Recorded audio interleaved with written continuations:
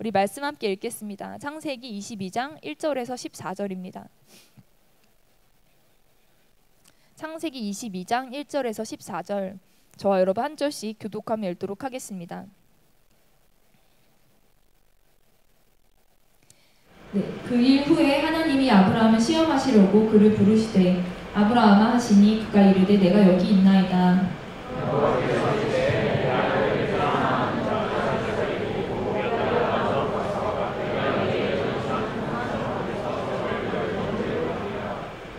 아브라함이 아침에 일찍이 일어나 나귀의 안장을 지우고 두 종과 그의 아들 이삭을 데리고 번제에 쓸 나무를 쪼개어 가지고 떠나 하나님이 자기에게 일러주신 곳으로 가더니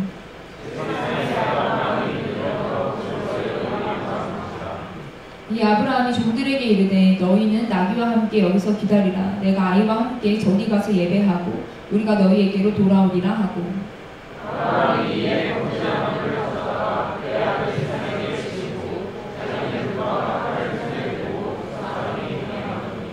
이삭이 그 아버지 아브라함에게 말하여 이르되 내 아버지여 하니 그가 이르되 내 아들아 내가 여기 있노라. 이삭이 이르되 불과 남은 있거니와 번제할 어린 양은 어디 있나이까.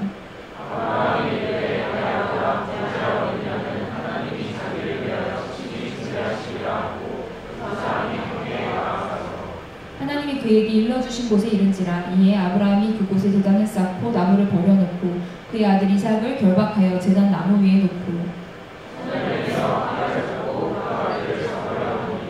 여호와의 사자가 하늘에서부터 그를 불러 이르시되 아브라함아 아브라함아 하시는지라. 아브라함이 이르되 내가 여기 있나이다 하매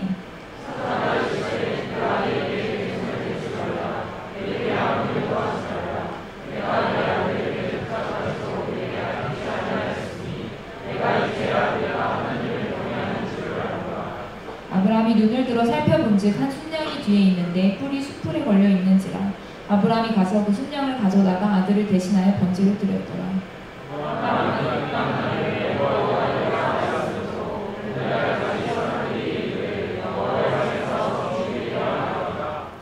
아멘. 여러분, 목사님들이 가장 많이 설교하시는 본문 중에 한 곳이 오늘 여기가 아닐까 싶습니다. 아브라함이요 자녀를 약속 받았어요. 그리고 오래 기다려서 100살에 아들을 낳았습니다. 여러분 얼마나 기뻤을까요? 얼마나 감격했을까요? 얼마나 예쁘게 키웠을까요? 여러분 하루하루 웃음이 끊기지 않았을 거라고 생각합니다. 아브라함 인생에 하나님이 가라고 2번 말씀하시거든요. 가라, 너는 가라. 첫 번째는 언제냐면요, 우리가 다 아는 말씀 12장 1절에 너는 본토 친척 아비 집을 떠나 내가 내게 지시할 땅으로 가라라고 말씀하십니다. 두 번째 가라가요, 오늘 읽은 본문에 나와요. 22장 2절에 너는 네 사랑하는 독자 이삭을 데리고 모리아 땅으로 가서 그를 번제로 드려라. 처음 가라는 부르심을 따라가는 거였고, 두 번째 가라는 이삭을 드리러 가라는 거예요. 단순히 물리적 이동이 아니죠. 그냥 단순히 지역을 이동하라는 게 아니라 영적인 여정을 함께 가라고 하시는 거예요. 하나님은요 때때로 우리 인생에 가라고 말씀하십니다. 익숙한 곳을 떠나서, 편안한 곳을 떠나서 하나님의 인도하심을 따라가게 하십니다. 그리고 더 깊은 헌신의 자리, 더 깊은 신뢰의 자리를 향해 가게 하십니다. 우리가 믿음을요 흔히 어떤 선택이라고 생각해요. 믿음을 드린다라는 게 어떤 선택을 잘 하는 거라고 생각합니다. 근데 그렇지 않아요. 아브라함의 믿음은요 하나님과 가는 거였습니다. 하나님과 여정을 떠나는 거였어요.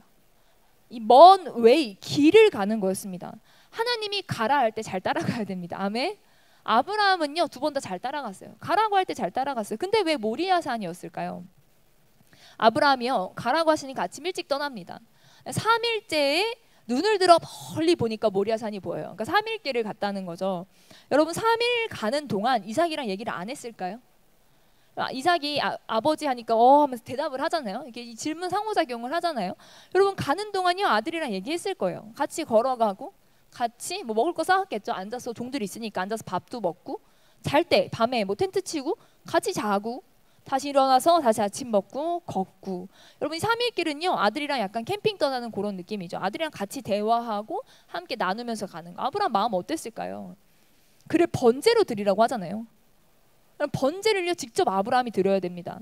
당시 양을 번제로 드릴 때 어떻게 했는지 아세요? 아브라함 시대에는요, 이런 어떤 제사 절차가 구체적으로 설명되어 있진 않아요. 그런데요, 레위기 1장을 보면 번제를 어떻게 드리는지 자세히 설명되어 있습니다. 근데 그거랑 이 아브라함 때랑 크게 차이 나진 않았을 거예요. 조금 더 절차가 순서가 있을 수는 있지만 대략 번제를 드리는 건 비슷했을 거예요. 근데 먼저 번제를 드릴 때 어떻게 하냐면 제물을 선택합니다. 깨끗하고 흠없는 걸 선택해요.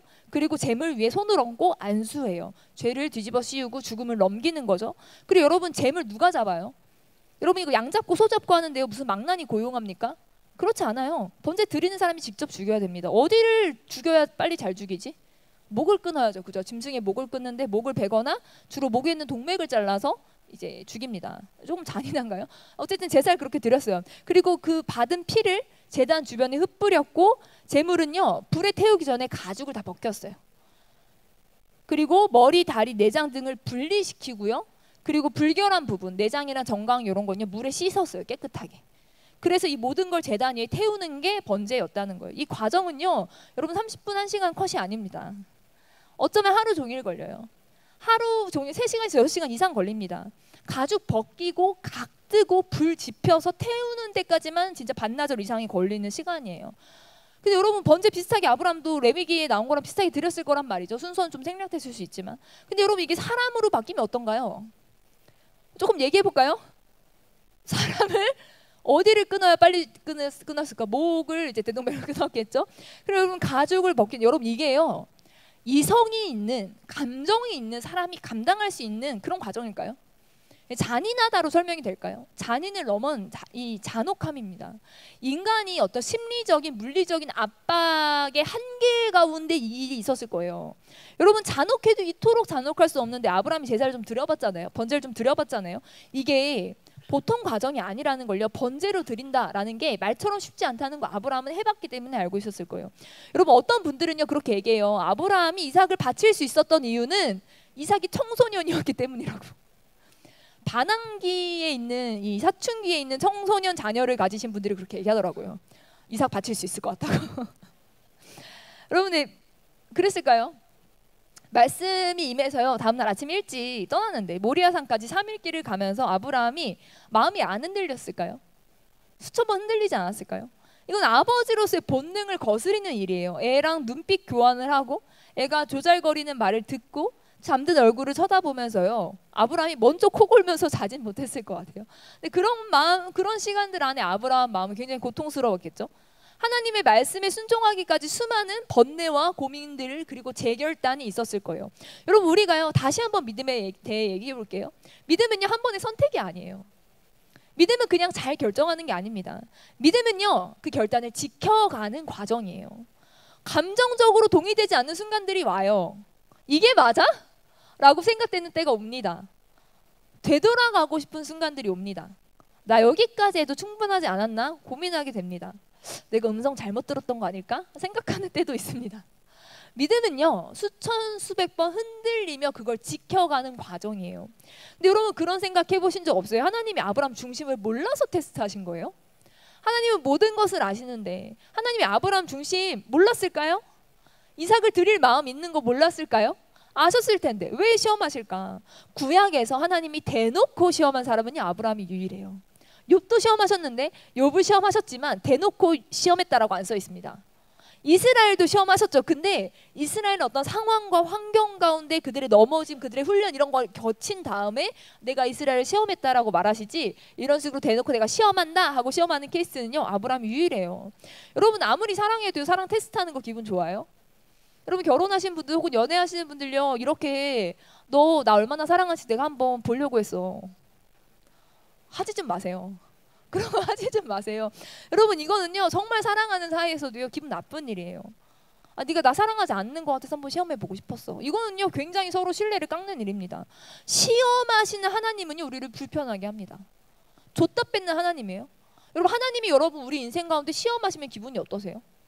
하나님 다 아시는데 우리는 1차적으로 불편함을 느낀다는 거예요. 근데요, 여러분, 22장 1절을 보면요, 이게 흐름이 있잖아요. 그 일 후에 하나님이 시험하십니다. 그 일 후에. 근데 그 일이 뭐냐는 거예요. 그러면 무슨 일이 있었냐는 거죠. 앞장으로 넘어가면요, 21장을 보면 제가 개역개정 성경으로 봤을 때 3개의 소주제가 나와요. 첫 번째 주제는요, 위에 진한 글씨잖아요. 사라가 이삭을 낳다. 그러니까 1번이고 2번은 하갈과 이스마엘을 내쫓다. 그러니까 2번이고 3번은 아브람과 아비멜렉의 언약. 이렇게 세 개의 소제목이 나옵니다. 그러니까 아브람이 오랫동안 기다리던 아들을 드디어 사라를 통해 낳았어요. 그리고 이삭이 좀 크자 하갈과 이스마엘을 내쫓습니다. 그러니까 유일한 독자 이삭이 된 거죠. 그리고 아비멜렉과 언약을 맺고 그 일 후에 하나님이 아브람을 시험하셨다는 거예요. 그러면요, 이 어떤 이 일련의 과정 속에서 우리가 조금만 이 성경을 좀 읽어보면 좋겠는데 21장 뒷부분 조금만 읽을게요. 창세기 21장 32절에서 34절입니다. 제가 32절, 여러분이 33절, 34절을 함께 읽도록 하겠습니다. 그들이 브엘세바에서 언약을 세우매 아비멜렉과 그 군대 장관 비골은 떠나 블레셋 사람의 땅으로 돌아갔고.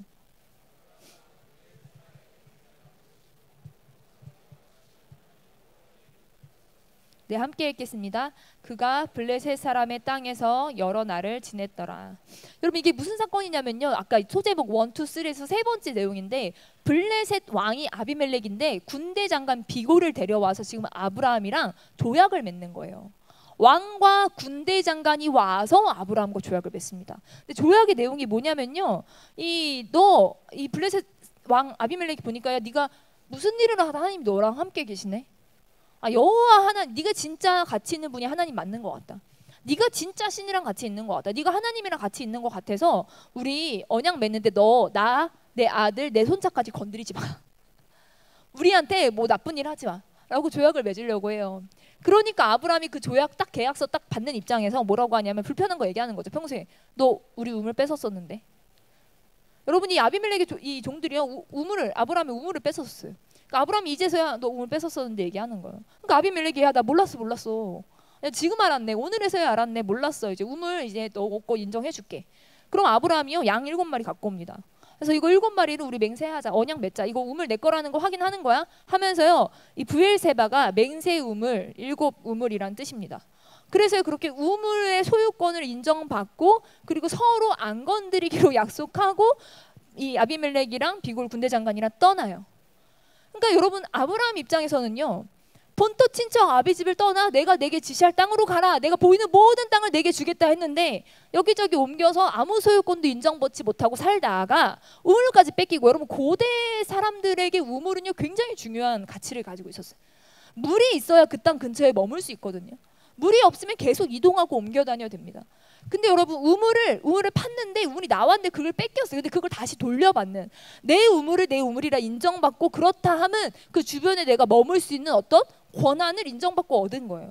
그러니까 아브라함 입장에서는요 하나님이 약속하신 게 일부분이라도 내 눈앞에서 내 지금 현실 앞에서 이루어진 상황인 거예요. 그리고 나한테는 독자 이삭 있잖아. 여러분 아브라함이 여기서 무슨 일을 시작하냐면요 나무를 심어요. 왜 갑자기 나무를 심을까? 여러분 에셀 나무를 심습니다. 에셀 나무가 무슨 나무인지 아세요? 사막에 잘 자라는 타마리스크 트리라는 그런 나무다. 이게 넓은 그물을 제공한다라는 사람들도 있고 어떤 사람들은 뭐 그런 나무 아니다. 그냥 나무다. 특정 나무가 아니다. 모르는 사람들도 있고 저희가 뭐 그 아브라함 때가 아니라서 모르겠어요. 사실 에셀 나무가 어떤 나무인지는. 근데 여러분 왜 갑자기 나무를 심냐는 거예요. 그 에셀 나무든 무슨 사과나무든 상관없이 어쨌든 왜 나무를 심냐는 거예요. 여러분은 나무를 언제 심으세요? 여러분 유명한 명언 있잖아요. 내일 지구가 멸망해도 나는 한 그루의 사과나무를 심겠다. 여러분 그게 뭐 명언이지 이게 뭐 뜻이 아무리 절망적인 상황에서도 뭐 희망을 잃지 말자 이런 의미로 사용되는데 보통은 그렇지 않죠. 여러분 생각해 보세요. 내가 마당 있는 집에 살아요. 내년에 이사 가야 돼. 나무 심을 것 같아요? 작아야 작아. 작으면 이게 정원을 잘 조성하면 나갈 때 비싸게 이 집값 받을 수 있으니까 그러면 심을 수 있죠. 그죠? 정원 예쁘면은 돈 많이 받을. 그런 의미가 아니라면 우리 집이 아니야. 내년에 이사가 아니면 좀 6개월 있다 이사. 근데 내가 나무를 심겠어요? 갈 때 뽑아갈 수 있어요? 왜 심냐는 거예요. 여러분 나무를 심는다는 것의 의미가 뭘까요? 정착의 상징이에요. 내가 이 땅에 머무를 거라는 거예요. 나무가요 뿌리 내려 자라는데 오랜 시간이 걸려요. 뭐 그냥 꽃씨 뿌린 거 아니에요. 그냥 뭐 채소 뭐 물에서 수중 재배 이런 거 아니에요. 나무를 심는다는 건요. 내가 이 땅에 머물 거고 이 땅에 계속 있을 건 어떤 상징적 행위예요. 믿음의 표현이기도 합니다. 그리고 여기서 나무 심고 뭐 하는지 아세요? 하나님의 이름을 부르는데 어떤 하나님의 이름을 불러요? 하나님이 그냥 하나님이 아니에요. 어떤 하나님이냐면요, 영원하신 하나님의 이름을 부릅니다. 영원하신 하나님은요, 여러분 이전에 등장한 적 없어요. 여기서 처음 등장해요. 아브라함이요, 영원하신 하나님 이름 처음 불러요. 여호와 이름을 종종 부르거든요. 영원하신 하나님 이름을 처음 부르는 겁니다. 영원이라는 게 뭐예요? 영원은요, 어제와 오늘과 내일을 넘어서는 개념이죠. 죽음을 넘어서는 개념이에요. 내가 죽어도 하나님은 계속 계신 거예요. 내가 내일이 지나도 하나님은 계속 계신 거예요. 아브라함이요, 여기서 나무를 심고 영원하신 하나님 이름 불렀다는 게 어떤 의미일까? 나의 오늘을 넘어, 나의 내일을 넘어, 나의 죽음을 넘어 계속해서 역사하실 하나님에 대한 믿음을 고백했다는 거죠. 하나님의 언약이, 하나님이 주신 약속이 내 대에 끝나지 않고 나를 이어 내 아들과 내 자손들에게 이어질 것에 대한 믿음의 고백이에요. 영원하신 하나님. 그러니까 나무 심은 거예요. 하나님이 나에게 허락하신 이 땅에서 하나님의 약속 가운데 내가 머물겠다. 그리고 이삭 데리고 있잖아요. 이 약속이 내 아들들에게 이어지겠다, 내 자손들에게 이어지겠다, 하나님의 약속을, 믿음을 믿고 영원하신 하나님의 이름을 부르기 시작하는 거예요. 근데 여러분, 히브리서 11장에 보면요, 아브라함이 어떻게 이삭을 바쳤냐를 얘기할 때요, 그는 하나님이 죽은 자 가운데서라도 다시 살리실 줄로 생각한지라 라고 히브리서는 말하고 있습니다. 그를 죽은 자 가운데서 도로 받은 것이라 고 아브라함의 믿음을 말합니다. 아브라함의 이삭을 바치는 사건을 해석하고 있습니다. 그러니까 뭐냐면요, 한마디로 아브라함이 부활신앙이 있었다는 거예요. 자기가 제단에서 가죽 벗기고 각 떠서 죽여도 하나님이 다시 살리실 걸 믿고 그렇게 했다는 거예요. 그리고 창세기 22장 5절에 보면요, 아브라함이 종들에게 뭐라고 말하죠? 나 돌아올게 라고 하지 않습니다. 우리 다시 돌아올게. 자기 아들이랑, 아들 번제로 바치러 가면서 모리아산 올라가면서 자기 아들이랑 다시 돌아온다고 얘기합니다. 여러분, 아브라함이요, 이삭과 함께 다시 돌아올 거라는 믿음이 있었어요. 이삭이 죽어도 살 거라는 믿음이 있었다는 거. 근데 어떻게 이런 믿음이 있냐? 그죠? 아니, 어떻게 이런 믿음이 있지? 여러분, 직전에 아브라함이 부른 하나님이 어떤 하나님이에요? 영원하신 하나님의 이름을 불렀어요. 아브라함이 원래 영원하신 하나님을 안 불렀어요. 몰랐어요. 영원하신 하나님을 고백한 적이 없어요. 그런데 여기 있으면서 처음으로 영원하신 하나님, 나의 죽음을 넘어서, 나의 이 지금 생존을 넘어서서, 나의 오늘과 내일을 넘어서서 영원하신 하나님의 이름을 부른다는 거예요. 그리고 부활신앙으로 지금 이삭 데리고 모리아산 올라간다는 거죠. 22장 1절에 그 일 후에가, 영원하신 하나님 이름 부른 후에, 그 일 후에 아브라함에게 이삭을 바치라고 하나님이 요청하시는 장면이 나온다는 거예요. 이게 무슨 말이냐면요, 하나님이 아브라함 부활신앙이 있는 줄 알았다는 거예요. 영원하신 하나님의 이름을 부르는 걸 하나님이 들었다는 거예요. 그래서 너 이제 이삭 바쳐라. 일찍 일어나 아브라함 떠나는 거예요. 이삭 데리고. 한마디로 공부시키고 얘 공부한 거 확인하고 시험 보는 거예요. 하나님이 아브라함이 제대로 배운 거 확인하고 테스트하는 거예요. 여러분, 하나님의 시험은요, 일방적이지 않아요. 하나님의 시험은요, 우리의 믿음의 수준과 상관없이, 우리의 연약함과 상관없이 막 어려운 문제 던져놓고 야, 못 풀면 탈락이다, 못 풀면 재수강해라, 이런 하나님이 아니시라는 거예요. 아브라함은요, 가라는 큐사인 받고 출발했어요.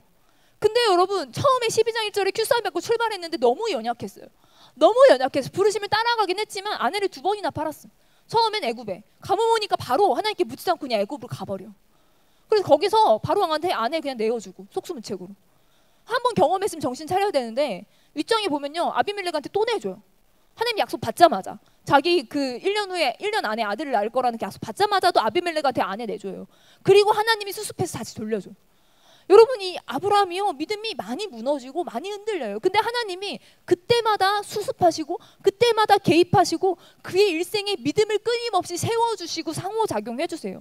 그리고 그에게 믿음을 가르치고 세워주고 씨름해주고 아들을 낳게 하고, 그리고 아닌 걸 떠나보내게 한 후에 영원하신 하나님의 이름을 부를 수 있게 되니까 하나님 테스트 하신다는 거예요. 그러니까 하나님이 준비시키고 시험 보신다는 거예요.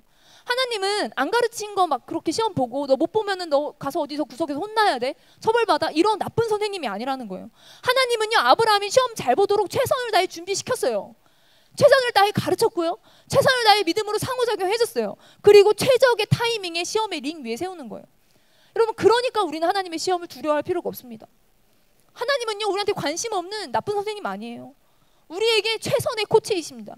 우리가요, 하나님 우리 가운데 시험을 주실 때 그 시험에 임할 수 있도록 우리가 끊임없이 믿음으로 씨름해 주시고 믿음으로 상호작용해 주시고 우리를 세워가 주세요. 하나님의 시험은요, 우리의 믿음을 실족시키는 데 있지 않아요. 나로 최선의 믿음을 드릴 수 있는 자리로 끊임없이 인도해 주시는 하나님이시라는 거예요.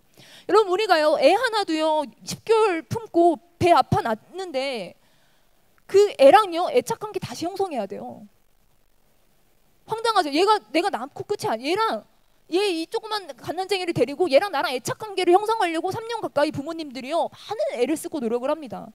여러분, 자기가 배 아파 낳은 자식이랑도 애착관계 맞으려고 부모가 노력을 해요. 아이한테 보이지 않는 순간에 부모가 있다. 눈에 보이는 게 전부가 아니다. 네가 보이지 않아도 그래서 깍꿍놀이 하는 거예요. 손 뒤집었다 아팠다 하면서 네가 안 보여도 나 있지. 이거 확인시켜주면서요 아이한테 끊임없이 신뢰를 가르쳐줍니다. 그냥 인간 부모도요.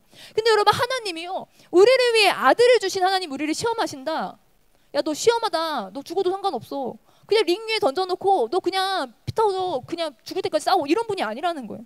내가 너 구원했으니까 너 험한 세상 알아서 살아. 이렇게 하신다 하지 않는 거예요. 여러분, 우리는요 헌신을 우리가 드리는 것으로 착각합니다. 하나님 헌신할게요. 근데 여러분, 그렇지 않아요. 우리가 헌신할 수 있도록 하나님이 끊임없이 우리 인생을 끌고 와주시는 거예요. 헌신을 우리가 한 게 아니라요, 하나님이 우리의 헌신을 받을 수 있도록 우리 인생에 엄청난 믿음의 상호작용과 씨름을 하면서 우리한테 헌신을 가르치고 계신 거예요. 여러분, 아브라함이요 그 모리아 산 가면서 무슨 기도했을까요? 영원하신 하나님의 이름을 불렀잖아요. 모리아 산 아들 데리고 가면서 영원하신 하나님 이름 부르는 거예요. 그리고 그 이름을 이삭에게도 가르쳤을 거예요. 여러분, 당시 이삭의 나이가 유아가 아니었다고 하잖아요. 대부분의 학자들이 15살에서 20살, 그 나무 지고 산 올라갈 수 있을 정도의 체력이다. 소년이나 청년으로 봅니다. 아브라함이 100세에 낳았으니까 아브라함은 적어도 115세 이상이고요. 이상은 15세입니다. 여러분, 동네 뒷산만 올라가도 숨이 헐떡해요. 여러분, 이 아브라함은요 정말 힘들었을 거예요. 근데 여러분, 이삭은요 뭐 거의 날다람쥐죠. 이게 뭐 메고동 그냥 날아다녔을 거란 말이에요. 그 나이에 그 체력에. 어떻게 이삭이 굴복했나? 어떻게 이삭이 제단 위에 누웠나? 어떤 간사님은 말씀을 열심히 보시더니 아브라함 손에 칼이 있어요. 다른 손엔 불이 있어요. 이게 누울 수밖에 없었네. 이렇게 말씀하시는 분도 계신데, 도망치려면 충분히 도망칩니다. 충분히 반항할 수 있습니다. 여러분, 이삭이 얼마나 귀하게 자랐을까요? 정말 모든 사람의 사랑을 받으면서 너는 하나님의 약속의 자녀야. 너는 하나님이 주신 아이야. 하나님의 자녀야. 하나님에 대해서 배우고, 또 아브라함이 영원하신 하나님의 이름을 가르쳐주고, 또 하나님의 언약과 약속을 계속 어린 시절부터 가르쳤겠죠. 근데 그래왔다 한들 이삭이 지금 이 상황이 다 이해가 되겠어요? 이 상황이 다 지금 자기가 이게 이 합리적이고 정당하다고 생각이 되겠어요? 그렇지 않아요. 다 이해되지 않지만, 그러나 하나님을 향한 신뢰로, 아버지를 향한 신뢰로 그냥 묵묵히 제단 위에 눕는 이삭인 거죠. 여러분, 아브라함의 약속도 약속이지만 그게 이삭으로 넘어가는 과정에서 이삭도 대가를 치렀어야 했어요. 여러분, 각자 치러야 하는 믿음의 대가가 있더라고요. 저는 공동체 가끔씩 너무 힘들어하는 지체가 있으면 내가 대신 가서 어떻게든 막 이 과정을 풀어주고 해석해주고 알려주려고 했었는데 소용이 없더라고요. 요즘은 사실 그래서 좀 어려우면 잠깐 둡니다. 그냥 보여요. 잘 넘어가나 안 넘어가나. 왜냐하면 결국은 내가 씨름해야 되더라고요. 결국은 각자가 하나님 앞에서 씨름해야지, 옆에서 아무리 씨름하고 도와주려고 엎어치려고 해도요 이게 안 되더라고요. 여러분, 하나님은 아브라함 중심 알죠? 아브라함이 영원하신 하나님 이름 부르는 거 알죠? 하나님은 아브라함이 하나님 사랑하는 거 알죠? 근데 여러분, 믿음은요 그렇게 개인적인 걸로 끝나지 않아요. 아브라함의 믿음은요 이삭에게 넘어갔어야 됐어요. 이삭의 믿음은요 야곱에게 넘어갔고야 됐고요. 야곱의 믿음은요 이스라엘 이 12지파에게 넘어가야 됐습니다. 이스라엘 12지파를 통해서 예수 그리스도가 오셔야 했어요. 여러분, 그래서요 아브라함의 믿음은요 드러날 필요가 있었어요. 그냥 개인적으로 하나님이 내가 네 마음 안다, 네가 나 사랑하는 거 안다, 그렇게 끝날 것이 아니라 아브라함의 믿음이 드러날 필요가 있었다는 거예요. 여러분, 그래서 때로는 하나님의 요구가 이해되지 않는 순간들이 있어요. 하나님의 요청이 이해되지 않고 하나님의 계획이 수용이 되지 않는 순간들이 있어요. 감정적으로 동의가 정말 안 되는 때들이 있습니다. 근데 그때 뭘 믿고 가야 되는지 아세요? 영원하신 하나님의 성품 믿고 가는 겁니다. 변하지 않는 하나님의 성품을 믿고 가야 돼요. 여러분, 우리는요 다 여호와 이레를 경험하고 싶어요. 하나님의 준비하심을 다 경험하며 살고 싶습니다. 그러면 어떻게 되는지 아세요? 여러분, 우리는요 그렇게 하나님 플랜을 보여주세요. 계획 어떻게 되죠? 계획 보여주면 제가 보고 갈게요 라고 합니다. 근데 여러분, 계획 보여주면 마음에 들면 순종하는데 마음에 안 들면 뭐 순종 안 할 거예요? 그건 여러분, 그건 거래처예요, 거래처. 우리는요, 하나님이랑 거래하는 거예요. 그렇게 되면 하나님, 당신의 플랜 나한테 공개하시고 내가 이렇게 대가 지불했을 때 나한테 뭐가 올지 미리 까고 시작합시다. 이거는요, 하나님이랑 거래하고자 하는 거예요. 내가 마음에 들면 결정할게요. 마음에 안 들면 거절할게요. 여러분, 아브라함은요, 하나님의 예비하심을 보고 순종한 것이 아니었습니다. 지금 아무것도 안 보였어요. 그러나 하나님이 예비하실 거 믿었어요. 여러분, 우리는요, 항상 지금을 봐요. 지금, 하나님 지금 뭐 보여줘야 내가 순종하든 말든 하지. 지금 큐사인을 줘야 내가 뭘 하든 말든 하지. 하나님 나한테 어떤 근거를 줘야 내가 하든 말든. 우리는 그렇게 얘기합니다. 하나님 지금 보여줘요. 지금 필요합니다. 근데 여러분, 그렇지 않아요. 여러분, 제가 중1 올라가면서 예수님을 좀 일찍 만났어요. 성령 세례도 그때 받았어요. 근데 여러분, 제가요, 20대 초반에 심각한 현타를 맞은 순간이 있어요. 뭐였냐면요, 내가 영원하신 하나님을 못 믿는구나 깨달은 순간이 있었어요. 나는 어릴 때 일찍 구원받았다고 생각했는데, 일찍 예수님을 만났다고 생각했는데, 제가 대학생 때 30만 원, 그때 여러분 한참 전이니 30만 꽤 큰 돈이었어요. 지금 물가 생각하면 30만 꽤 큰데, 그 30만 원으로 한 달을 살았었는데, 사역자들끼리, 성경신자들끼리 모여서 저는 학생 사역자였거든요. 학생 사역자라 저에게 약간의 용돈이 있었는데, 그걸로 한 달 살았어야 됐어요. 근데 사역자들끼리 같이 모여서 예배하는데, 막 예배하는데, 그거 알죠? 그 정말 주님이 뜬금없이 주시는 마음의 불편함. 근데 그 30만 원 갑자기 불편한 거예요. 30만 원이 불편해져. 그리고 앞사람 뒤통수가 갑자기 불편해져. 뭐야 하는데 주님이 계속 마음에 그 앞사람한테 그 돈을 주라는 마음을 주시는 거예요. 앞사람 뒤통수, 내 하필 그 사람 내 앞에 앉아서 예배해가지고, 하나님 이거 내 한 달인데요? 하나님 저 이걸로 살아야 되는데, 하나님이 내가 책임진다. 그게 안 믿어지는 거예요. 내가 내 한 달을 이거 가지고 살아야 되는데, 내가 학교 다니면서 이걸로 살아야 되는데 하나님이 앞사람을 주라는 거예요. 이게 도저히 이게 안 되더라고요. 그러면서 제가 뭘 깨달아? 내가 하나님한테 한 달을 못 맡기는구나. 내가 영원을 맡겼다고, 내가 영원하신 하나님이 천국에 들어간다고 믿으면서 그건 안 보이니까 대충 그냥 해놓은 거 아닌가? 내가 내 한 달을 책임지실 하나님 못 믿는구나. 그때 심각한 충격을 받았어. 근데도 못 주겠는 거예요. 그리고 심지어 제가 물어봤어요. 나중에 예배 끝나고, 요즘 어떻게 지내요? 뭐 그냥. 요즘 재정은 어때요? 헌신한 지 얼마 안 돼서 후원자가 없어가지고 전화가 끊기기 직전이에요. 전화비가 얼마 밀렸어요? 얼마 밀렸어요? 30만 원 밀린 거예요. 그래서 그냥 줬어요. 주고, 하나님 내 한 달 책임지시나 보자. 책임지시더라고요. 정말 잘 먹고 잘 살았어요. 여러분, 그게요, 제가 하나님께 조금 더 긴 미래를 맡겨볼 수 있겠다의 시작이 되었어요. 여러분, 우리가요, 하나님이요, 우리 인생 가운데 헌신을 만들어 가십니다. 헌신은 우리가 갑자기 드릴 수 있는 게 아니에요. 하나님은요, 우리 인생 가운데 믿음으로 씨름해 주시면 하나님께 드릴 수 있도록 만들어 가세요. 여러분, 한 번은요, 선교서 헌신해야 되나 막 고민하는데, 그럼 제일 먼저 걱정하는 게 뭐예요? 선교하면 제일 먼저 걱정하는 건 재정이에요, 재정. 근데 학생 때 이렇게 막 고민하면서 헌신해야 돼 말아야 되는데, 뉴스를 보는데 뉴스에 이 사회 취약 계층 문화비 지원 이런 내용이 있는 거예요. 근데 그걸 딱 보는데 주님이 마음에 팍 감동을 주시는 거죠. 하정아, 나라도 하나의 국가도 백성들을 먹고 사는 정도로만 책임지지 않는다. 문화비 지원, 그 생존 이상을 책임진다. 생존 이상을 책임지려고 노력한다. 근데 하정아, 내가 내 딸인 너가 헌신하는데 내가 너를 생존 이상을 책임질 거다. 이런 마음을 주시는 거예요. 그 뉴스를 보는데.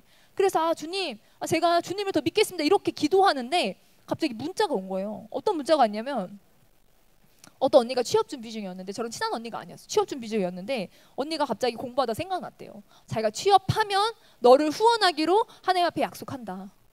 그 문자가, 제가 주님 앞에서 그 음성 딱 듣고 기도 잠깐 하는데 그 문자가 딱 온 거예요.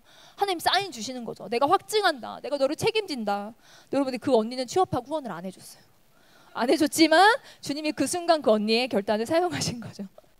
여러분, 주님이요, 하루아침에 아무것도 없이 믿음으로 살아라 이렇게 요청하지 않으세요. 주님은요, 우리의 믿음을 빌드업을 해주세요. 여러분, 평생 주님 뜻대로 살 수 있을까 고민했죠.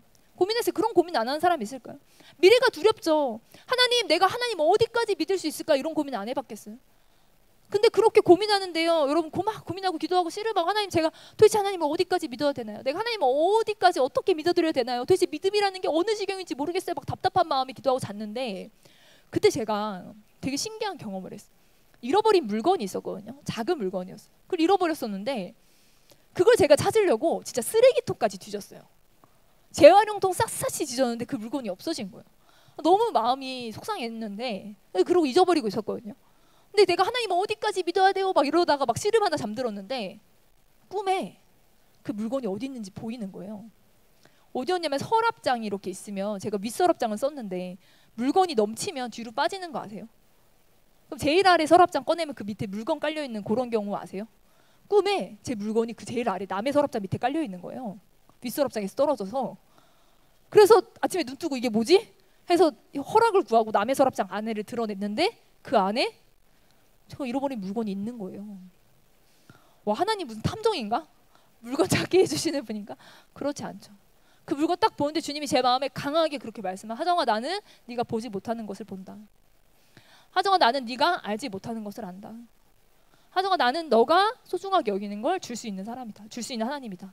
그 마음 가운데요, 아, 그런 하루하루에 그런 하나님이 나와 씨름해 주시고 싸워 주시는 경험이 쌓이니까 굵직한 헌신과 큰 것들을 드릴 수 있게 되는 거예요. 미래를 드릴 수 있게 되는 거예요. 여러분, 하나님은요 우리를 도와주시는 분이세요. 하나님은요 마구잡이로 우리 실력 모르고 억지로 뱉어내게 하시고 억지로 빼앗는 분이 아니시라는 거예요. 여러분, 하나님의 준비하심은요 우리 생각보다 훨씬 큽니다. 여러분, 우리나라 속담에 그런 속담이 있어요. 딸을 낳으면, 나무 얘기가 많이 나오네요. 딸을 낳으면 무슨 나무를 심는지 아세요? 옛날 속담에, 국어 시간에 잘 생각해 보세요. 딸을 낳으면 나무를 심어요. 무슨 나무를 심죠? 그 오동나무를 심는다고 합니다. 옛날 얘기니까 모르셔도 당연히 괜찮아요. 근데 여러분, 오동나무 왜 심게요 그러면? 딸이 자라면 결혼시킬 때 옛날에 장을 해다 줘야 되는데, 이 가난한 집은 그걸 살 돈이 없으니까 딸이 자라면, 딸이 태어나면 나무를 심어서 그 딸이 자라면서 그 나무가 자라서 나중에 그걸로 장농을 해준다, 농을 해준다는 거예요. 여러분, 딸이 태어나서 응애응애 그냥 갓난쟁인데 걔가 시집 갈 때를 아빠는 준비한다는 거예요. 그냥 육신의 아빠도. 근데 여러분, 하나님 아버지는 어떻겠습니까? 하나님 아버지는요 우리의 필요를 먼저 채우시는 분이에요. 여러분이 이삭 바치라, 이 사건 뒤에 무슨 본문 나오는지 우리가 찾아 읽진 않겠지만 어떤 본문이 나오냐면요, 이삭을 바쳤는데 하나님이 잠깐만 하고 이제 양 제사로 드리게 하고 막 네가 대적의 문을 취하리라 약속을 주신 후에 뭐가 나오냐면요, 생뚱맞게 나홀이 자녀를 낳았다, 이 족보가 나와요. 나홀의 후에 8명이 언급됩니다. 부두엘은 리브가를 낳았다. 여러분, 손자 손녀 중에는요 리브가 혼자 나와요. 리브가 형이 오빠가 누구죠? 라반. 아들은 안 나오고 딸 이름만 나와. 여러분, 이게 무슨 얘기예요? 왜 남자는 빼고 여자, 이 손주는 한 명, 리브가만 언급할까요? 이 족보 등장의 목적이 뭐예요? 갑자기 생뚱맞게 아브라함의 친척을 왜 언급해요? 리브가가 누구예요? 이삭의 아내예요. 무슨 말이냐면요, 하나님은요 아브라함아 이삭을 바쳐, 이삭을 줘 이래놓고 뒤에서는 이삭 아내 준비하고 있는 거예요. 이 상황이 이해가 되세요? 여러분, 하나님은 진짜 뺏으려고 한 게 아니었다는 거죠. 이삭을 바쳐라. 그런데 나는 이삭의 아내를 준비시키고 있다. 여러분, 그 땅의 이름을요 아브라함이 여호와 이레라고 불러요. 하나님이 모든 것을 아시고 모든 것을 준비하셨다. 여러분, 이레는요 원래 준비하셨다는 뜻이 아니에요. 하나님이 보신다는 뜻이에요. 하나님 보신다는 뜻을 그 상황에 맞게 나중에 준비하셨다라고 하는 거예요. 여러분, 하나님은 보신다는 거예요. 우리의 믿음을 보십니다. 우리의 걸음을 보십니다. 하나님은요 그리고 모든 자들을 위해 여호와 이레, 하나님의 어린 양을 준비하셨습니다. 그리고 하나님은 결국 자신의 아들을 아끼지 않으셨어요. 이 모리아산은 우리가 다 알다시피 예루살렘 성전터가 되고 거기서 수많은 희생제사가 드려지고 결국 그 최종의 성취로 예수 그리스도가 오십니다. 그리고 하나님의 아들 예수 그리스도가 우리를 위해 모든 것을 하셨습니다. 여러분, 우리의 인생의 여정을 인도하는 하나님을 신뢰해봤으면 좋겠습니다. 하나님의 빌드업을 믿으세요. 하나님의 기승전결을 믿으세요. 여러분, 상황이 이해가 안 가세요? 여러분이 처한 상황이 이해가 안 갈 수 있어요. 감정적으로 동의가 안 될 수 있어요. 그럴 수 있습니다. 근데 여러분, 저에게 묻고 싶은 건 감정적 동의가 됩니까? 라고 묻고 싶지 않아요. 상황이 이해되세요? 라고 묻고 싶지 않아요. 뭘 묻고 싶냐면요, 하나님을 믿으세요? 영원하신 하나님의 이름을 부르고 계십니까? 나의 어제와 오늘을 넘어 내일을 넘어 그 영원한 하나님이 나와 함께 하시면 여러분 보고 계십니까? 믿고 계십니까? 그렇다면요 여러분, 우리가 한번 가봅시다. 하나님이 우리에게 가라 하실 때 우리가 일어나 함께 말씀 따라가 봤으면 좋겠습니다. 우리가 이 말씀을 따라 믿음의 여정을 가봤으면 좋겠습니다. 우리가 하나님의 말씀 앞에 우리의 삶을, 우리의 젊음을, 우리 한 번뿐인 인생을 던져봤으면 좋겠습니다. 수없이 흔들리더라도 우리는 끝까지 갑니다. 아멘. 왜냐하면 주님이 우리를 가게 하시는 분이시기 때문입니다. 우리가 가는 게 아니라, 내가 가는 게 아니라 하나님이 가도록 만들어 주십니다. 우리 그 하나님과 함께 걸어가기 원하는 자들 함께 이 시간 자리에서 일어났으면 좋겠습니다. 우리 함께 자리에서 일어나 기도했으면 좋겠습니다. 수없이 흔들리고 넘어졌지만 하나님은 아브라함을 포기하지 않으셨고, 약속 이루어지기 직전에 그 약속을 파토냈지만 하나님은 책임지셨고, 하나님은 다시 되돌리셨고, 결국 하나님은 아브라함이 영원하신 하나님을 고백할 수 있을 때까지 하나님은 아브라함의 믿음을 만져가 주셨습니다. 그리고 그가 영원하신 하나님의 이름을 부르자 하나님은, 그래 이제는 내가 너의 믿음을 받기 원한다. 네가 영원하신 하나님의 이름을 부르고 네가 이제 부활을 믿고 너의 죽음 이후로 영원한 하나님을 볼 수 있게 됐다면 이제 이삭을 데려와 봐라. 나는 이삭의 아내를 준비하겠다. 여러분, 그 놀라운 선하신 하나님, 그 위대하신 하나님이 이 시간 우리 인생을 부르시는 줄 믿습니다. 하나님 우리에게 하나님의 부르심을 따라 가라고 하십니다. 여러분, 우리 함께 가기 원하는 자들마다 우리 손을 들고 주여 세번 부르며, 하나님 내가 믿음의 부르심을 따라 가겠습니다. 하나님 부르시는 모리아 산을 향해 가겠습니다. 하나님 우리가 믿음 따라 수천 번 흔들리고 넘어질지라도, 감정적으로 동의가 되지 않고 우리가 상황이 되지 않을지라도 영원하신 하나님의 이름을 부르며 우리가 나아갑니다. 우리 이 시간 함께 기도할 때 주여 세번 부르며 함께 기도하겠습니다.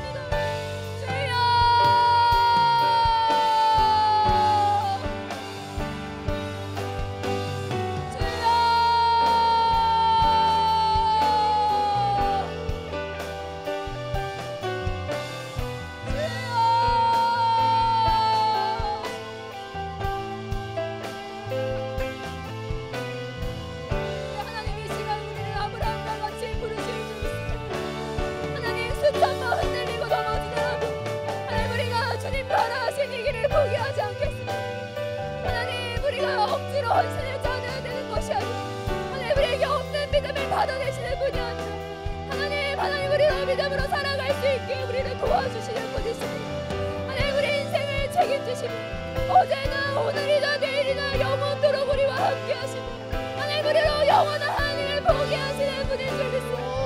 하나님 우리가 영원하신 하나님을 바라볼 수 있게 하십시오.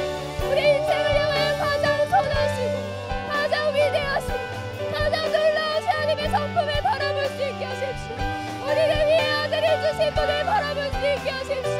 우리를 위해 아들을 주신 분, 우리를 위해 모든 것을 예비하신 분, 우리를 위해 가장 좋은 것을 예비하신 분, 우리를 위해 가장 좋은 것을 주신 분, 우리를 위해 자신을 주신 분, 자기를 찢으시고 자기의 피를 우리를 위해 주신 그 예수 그리스도를 우리가 이 시간 바라봅니다. 하나님 우리 가운데 두려움이 있습니까? 우리 가운데 염려가 있습니까? 우리 가운데 근심이 있습니까? 우리 가운데 낭망이 있습니까? 좌절이 있습니까? 상함이 있습니까? 아픔이 있습니까? 실패가 있습니까? 넘어짐이 있습니까? 주여 주님을 바라보게 하십시오. 주여 주님을 바라보고 이 길을 가게 하십시오.